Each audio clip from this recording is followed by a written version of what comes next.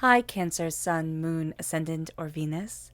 This is Dane, and I'm going to be doing your February 2nd, 2022 reading for you.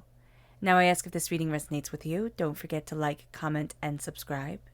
If you're interested in any of the cards that I'm using, they will be listed and linked in the description box below.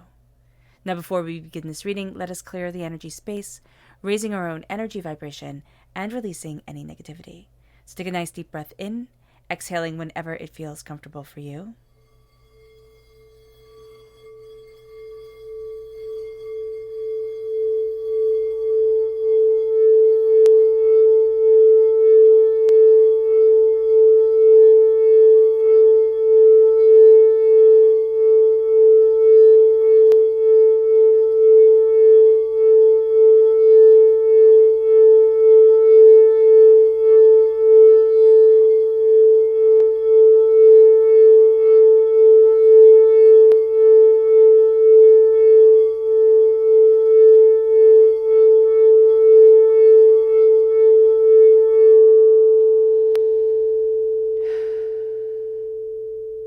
Releasing all negativity from the body like storm clouds, letting yourself feel calm, centered, and at peace as we enter into this safe and loving space.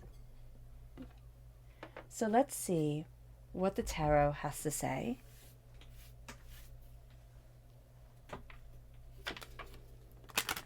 Cancer, February 2nd, 2022, angels and spirit guides show me clearly.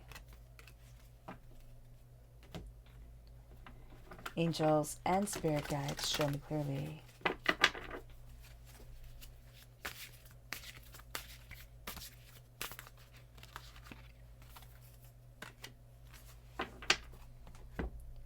Angels and spirit guides show me clearly.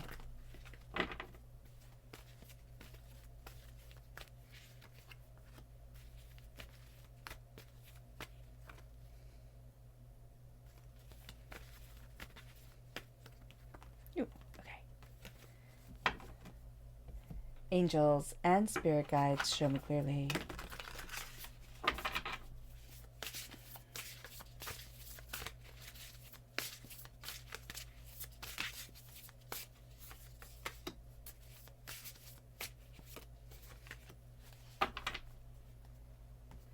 So at the bottom is our rooted self. The left-hand side is our inner self. The middle, our heart, our emotional self. The right-hand side, the public arena, the public self. So let's see what the cards have to say. We have Justice, which is Libra energy coming through. And we have the Emperor, which is Aries energy coming through. So if we have Aries or Libra within our natal chart, this is coming through very powerfully as a root form of our personality. We're also going to be very interested in justice, in being discerning about what is right and what is wrong, very much thinking about these sort of things. And we're also going to be very assertive. We're going to need to be very assertive in our lives, and we're not going to be able to hold our tongues. So just being aware of that. We then have the Six of Swords and the Ace of Wands. The Ace of Wands is a gift of passion, of creativity, of fire that's coming forward, and it's a gift from God's source spirit, however you see the divine, the universe. Our emotional self, we have the Queen of Cups, which is us in our heart, and that is the place that we love to be, Cancer. We are most comfortable in our emotional truth, power, and well-being. Then we have the Six of Pentacles. The repeat of the number 6 is showing that there is nurturing around this time. We have the Hermit, which is Virgo energy. Now, if we have Virgo within our natal chart, this is going to come through very powerfully in the public arena, but we're also going to find that we're not as outgoing or gregarious as we might normally be, or we're just finding a lot of wisdom, a lot of power, a lot of prowess in connection, in quiet, in following our dreams, in following the light that's moving us forward. It leads us to the Page of Wands. We're definitely taking this gift of passion and prosperity that's coming in here in our inner self, and we're doing so with the Page of Wands. So we're not going to feel as if we're taking the gift, right? Because they're not of the same suit, or not of the same deck. But because they are of the same suit, and we do have a court card here, the Page of Wands, it's like as we get this gift, we become a student of our passion, of our purpose, of what we desire, of what we want, of, what we are committing ourselves to, how we are moving forward in our lives. And we're looking at things in different ways than we have looked at them before. It's almost like my eyes are opening, and as my eyes open, I start to see myself. Oh, I do apologize for sneezing.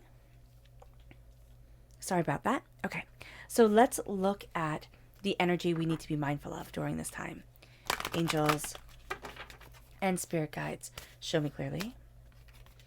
We have the Queen of Cups. So we have ourselves coming through at our heart.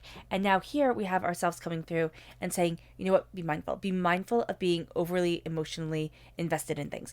Be mindful of getting in your own way.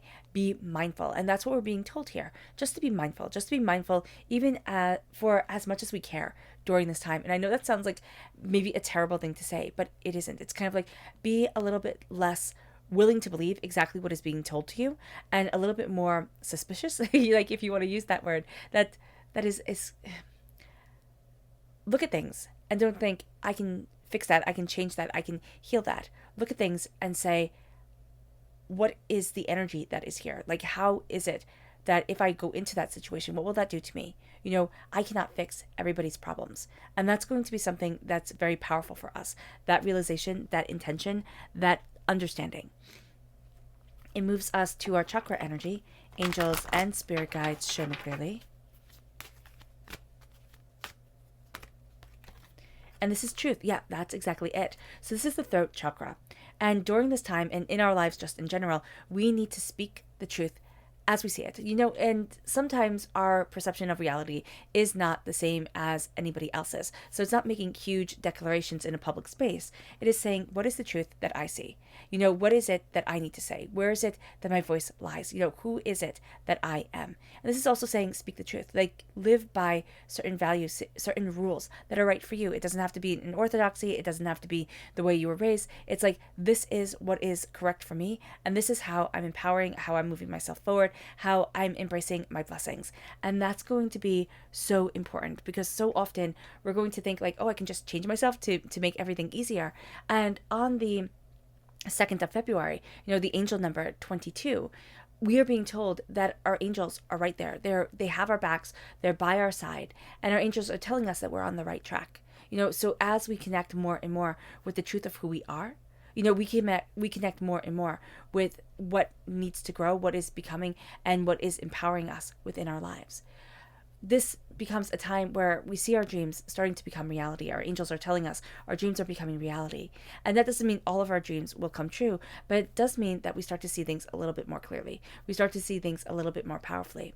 And again, as our angels are on our sides, they are telling us, don't let doubt and fear hold you back. Don't let the negativity overpower all the dreams that we have for our lives and for ourselves. Think big and be brave. Don't overburden ourselves. That's also going to be a really big thing. So we're going to think big and be brave, and then we're going to think, oh, I can just do everything. This is a time where I'm just going to say yes to everything. And we can find ourselves getting burnt out, becoming overwhelmed, being in situations we're really not comfortable with, because we do have the sensitivity here at our heart that we have to listen to. Now, this is also our angels telling us that we are aligned with our soul's path. And so to look at that alignment, to look at the path of what our soul is craving, what things are we gravitating towards, and what things that maybe we gravitated towards before but are starting to become a little bit repugnant, or we're just not liking anymore. Being aware of that is going to be very empowering. Now, to look at the number 22, in the Hebrew alphabet, there are 22 letters. And the word of God is called the lamp, which I think is brilliant that we have that lamp right here in our public arena. And the light is called a lamp, and it's the light by which we live. So the word for light is found 264 times in Scripture. And when we take 264 and we divide it by 12, which is the number for divine authority, we have the number 22, which represents light. And so that's going to be so important to us. What is the light? What is the passion? What is it that I desire? What is the beauty? What is the insight that guides me forward? And that's going to be a game changer for us, to step back and to see ourselves first and kind of everybody else second. That's going to be really important, because we're going to be able to find that our little flicker of light, our little, like the candle that's lit within us, it starts to shine in others. We start to see it if we let ourselves truly start to connect, if we follow that truth of who we are, what we love, and what we want. It moves us to justice. Justice always tells us, be discerning about the energy you let into your life. We're going to think, oh, I have to be just, I have to be fair, I have to be kind, I have to be this, I have to be that to everyone. And that's true. Treating people with human respect is absolutely important. But saying that I have to hold the same space for everyone is just, that's unrealistic. It really is. So I need to be around like-minded people. I need to embrace with the truth of my being, my soul, and myself. I need to find the balance of this energy.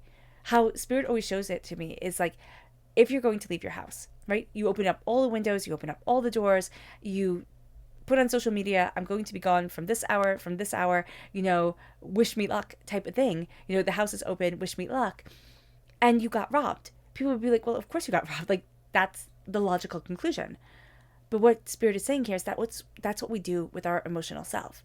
We put ourselves wide open. We don't have clear boundaries. We're trying to be everything for everybody else. And we forget that we need to be something quite profound for ourselves. We need to be the main character in our own story. We need to be present and beautiful and profound for ourselves and balanced for ourselves. And it brings us to the Emperor. It brings us to this place where we're like, this is what I want.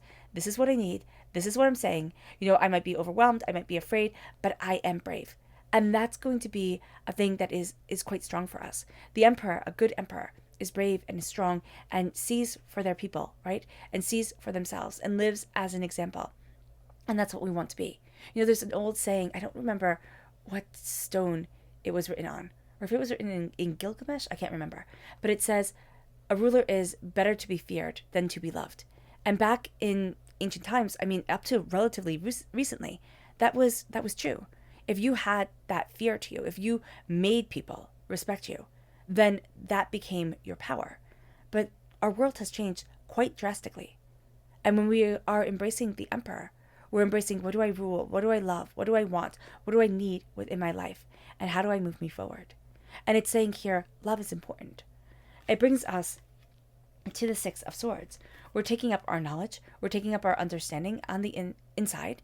And we're saying, this is how I'm moving forward. We're going to find ourselves making shifts. We're going to find ourselves, opening up different doors or listening to different things or, seeing something and being like, well, why can't I try that?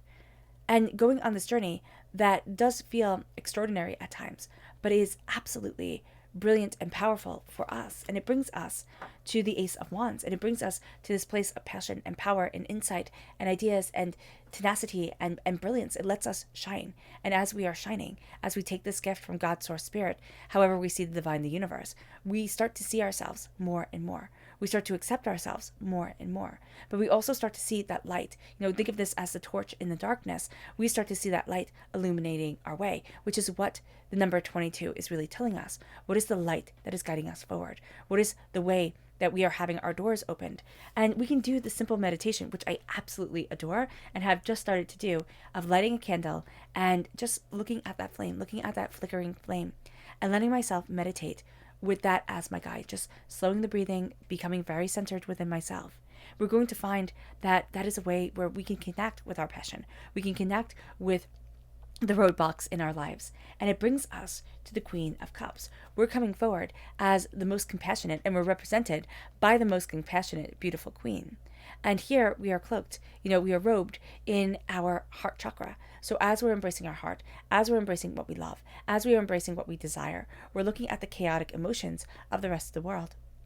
And you know what we're saying? No, I cannot be pulled down. And that's why we have to be justice for ourselves. We have to be discerning of the energy we're letting in, of the power that we have. And that starts to open our doors. That starts to guide us. That starts to heal us. That starts so that we can see ourselves again. And as we're doing this, we're connecting with our heart. We're connecting with what we love. We're connecting with what's emotionally important to us. We're connecting with the matriarchy of ourselves, even however we identify, right? It doesn't matter. We're connecting with the sacred feminine energy that is within me to say, I open my heart. I embrace my love. I see me. And it brings us to that place, the minor arcana, Justice card, the Six of Pentacles, where I need balance, where I need structure, where I need to see and understand myself, to be able to move forward. The Six of Pentacles is saying, okay, what's in alignment and what's out of alignment? what is guiding us and what is having us fall apart. And it's about our prosperity. It's about the waking world. And it brings us to the Hermit. And the Hermit here says healing, solution, and inner work. And that's going to be exactly what we're embracing. We're embracing the healing of the solution that is coming to us as we are more discerning, as we are balancing our inner self, as we are, finding the courage to embrace love and yet not let empathetic understanding guide us in a way that's hurtful to us. That's going to be very important, especially during this time. I let the light lead me. I see where it takes me. I embrace my heart, my soul, myself. And I open myself to the world around me and to the beauty that is a part of me. And it brings us to the Page of Wands. It brings us to good news and communication. And it brings us to a place where we start to follow the good news of our own journey, of our own self. We start to build ourselves up instead of breaking ourselves down. We start to communicate with ourselves what we need, what we want. And we're seeing the world differently. The pages are the students. The pages can also be children, young, or it can be rather innocent or immature, depending on the person, energy that is coming into our lives. And we're going to be looking at things in a different way, sometimes because of this person, sometimes because of ourselves. It's like, oh, but I didn't think you could do that. Like, I didn't think you could embrace that. I didn't think you could open up that door. And now Spirit's saying, of course you can. Of course you can. And that's going to be one of the things that we say to ourselves during this time. And as this enlightenment comes in, well, of course you can. Of course you can say no. Of course you can say yes. Of course you can move forward. And it brings us to our, subconscious energy to be mindful of, and it's the Prince of Cups. Again, it's us. It's us saying, okay, I'm going to go on this battle. It's us saying, okay, I'm going to just let my heart lead me and see what happens. It's also, emotional manipulation and chaos coming in. And what we're needing to say here is, I see my heart, but I ground my heart. I ground my heart in the reality of truth by my eyes, by the reality of being discerning and being just, but also embracing the authority within myself. It brings us to our chakra message, our subconscious chakra message, which is visualization, the third eye chakra. The singing bowl here is for the third eye. And so we have that visualization, the third eye chakra, coming forward. And what we're going to see is that I'm opening myself to so much more. Visualization gets a bad rap because there was that notion, like, if you can visualize it, then it will work. Then you'll be able to do it. Like, that's the whole battle. And it's not the whole battle. It's the beginning of the battle. When we start to visualize something, we send new neuron pathways. We create new neuron pathways for ourselves because we're looking at something and it's like, this is what I want. And so our brain starts to adapt to it, to say, okay, this is what I want. Now we can have other things that come in that make us think, oh no, I can't do this, right? We can have personal anxieties, we can have fears, we can have doubts, we can have, jobs and children and, people that we're taking care of that come in and put the burdens on us or, keep us from our goals. But as we're visualizing the way that we need to move forward, the way that we want to move forward for ourselves, our brain is saying yes. What we have to do is, as our brain is saying yes, we have to have the fear that is around us also say yes. Because when we're visualizing something, it's usually something that we want very much, but we're also a little bit apprehensive about. If we didn't have any fear around it, we would just do it and it would be no big deal. But there is some sort of, okay, is this going to take me away from my friend base or my family base? Is this going to be more than I can handle? Is this going to, is this going to change my world in one way or another? And our little, primate minds, which, we're still just really evolved apes, right? Says to us, well, if you're afraid of it, well, then you obviously don't want to do it because it's thinking, there could be a snake that could eat me or bite me or, ruin my life type of thing. Or, oh, this is going to be an area that I don't want to go to because it's for another, clan, tribe, whatever, and they could attack me. And so we have to say to ourselves, this is what I want. And I'm seeing all the fear that comes up, but I'm still visualizing myself moving forward. And I'm visualizing myself seeing that fear, seeing that chaos, embracing it. Even if we don't know what it is, if it comes up as a color, if it comes up as gray or as red or as, whatever color it comes up, those are the two colors that fear and apprehension come up for me. How do I address it? How do I peel back the layers so it's not just a color, it's not just an emotion, it's something more. And as we address it, as we name it, we start to be able to step forward for ourselves. It moves us to our subconscious rooted energy, and that is the sun. That's the light, again, the light from scripture that comes forward and says, this is the light, this is the number 22, right? Comes forward And this is the beauty, the happiness. This is the happiest card in the whole entire deck. It's saying, let yourself shine. We're going to be afraid to, most definitely. Do not be afraid to let yourself shine. It brings us to our subconscious inner self, and that is the Lovers. That's Gemini energy. So if we have that within our natal chart, or we're born on the cusp with Gemini, we're going to find that love and passion, but also duality of ideas, being pulled in different directions, finding that, okay, but I want this, but I want that, but I need this, but I'm afraid of that, comes forward. That's where the visualization is going to be so important. And this is also saying to ourselves, what is my heart? What is my love? What do I desire? Why am I afraid? Why am I overwhelmed? It brings us to our subconscious emotional self, and that's the Ten of Cups. The Ten of Cups is, and they all live happily ever after. The Ten of Cups is the blessing coming in. It is the beauty coming in. It is the sense of, and I start to fall in love with my life. I start to embrace happiness. But here's the thing. Happiness is a word that we throw around a lot. But my happiness and your happiness can be quite different. And yet each have to be respected for our own individual person. And so this is a sense of saying, what is my happiness? What is my joy? What is it that I desire? How do I move my heart, my soul, myself forward in this brilliance? I also love this card because it reminds me of the Nordic saying, better to be king of a cottage than servant in a castle. Is what we're going after what makes us happy, or what we think should make us happy, because it's what we're bombarded with imagery from, marketing, from media. What is it that we truly want? Do we even know what will truly make us happy, or start to discover what will make us happy and say, oh no to that, like I thought that would be a good idea, but it's not. How is it that we move forward our hearts, and what is it that we're falling in love with? It moves us to love. Okay, just Cancer, love is such a huge part of who we are and what we need. To embrace that is extraordinary, and that's going to be a hard thing to do, but it's going to be one of the most brilliant, illuminating things to do. It moves us to our subconscious public arena self in its temperance. Here it says guidance and healing and moderation and balance. And that's what temperance is. Temperance guides us by healing us, by balancing us, by saying, okay, you're out of sorts. Step into your energy. Step into yourself. Step into what you desire. Have the conscious and the subconscious come together, which just simply means listen to yourself. Listen to what your inner voice is saying.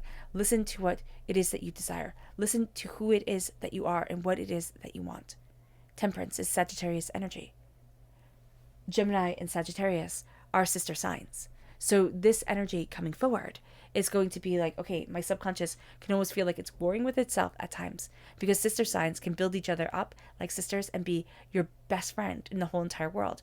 But they can also rip you apart, like, take you down just like a sister can, hit and wound you in a way that nobody else quite ever could.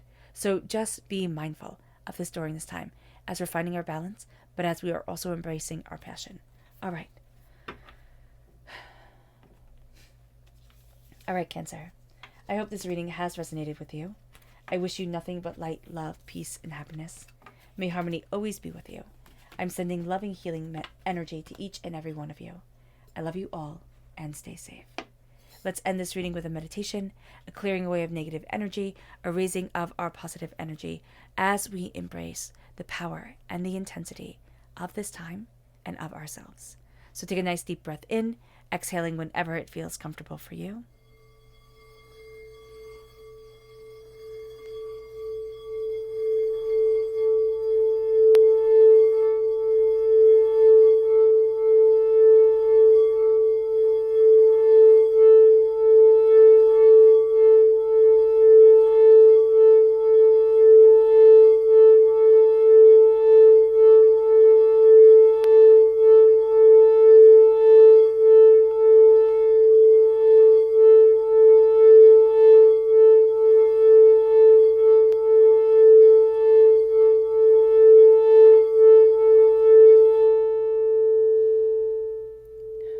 May you move forward in peace and in harmony, Cancer, and may you have a blessed February 2nd.